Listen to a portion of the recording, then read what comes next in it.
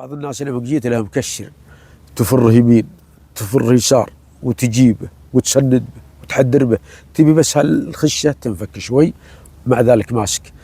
هذا محروم.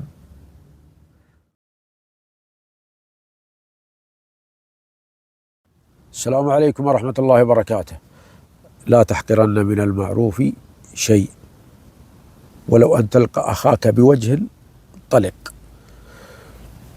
بعض الناس يقول فلان والله أني أحبه وأنا ما أعرفه وأول مرة أقابله. ليش؟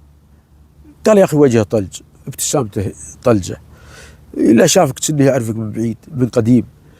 هذا هو الذي ما بخل في ابتسامته.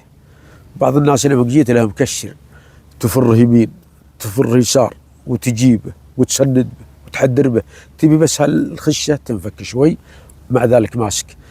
هذا محروم. فابتسموا. المجتمع والناس يحبون المبتسمين، والناس يعني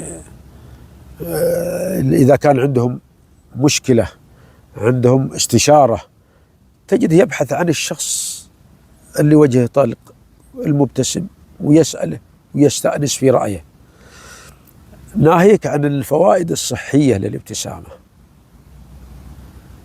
ناهيك عن الفوائد الصحية. يعني الإنسان اللي صار مبتسم معناته أنه فيه تصالح مع الداخل، يعني متصالح بداخله ومبسوط ومستانس وراضي.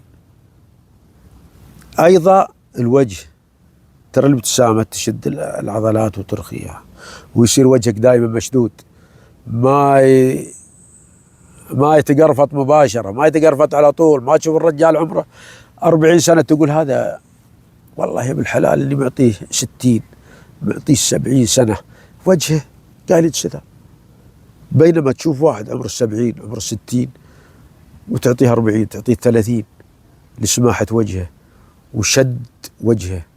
فأنت إذا ابتسمت كسبت الأجر من الله سبحانه وتعالى، وكسبت محبة الناس، وكسبت دعاء الناس، وكسبت ارتياح الناس لك. فابتسموا يا مال الغنيمة، خلوا عنكم صر الخشة اللي ما له لزوم. السلام عليكم.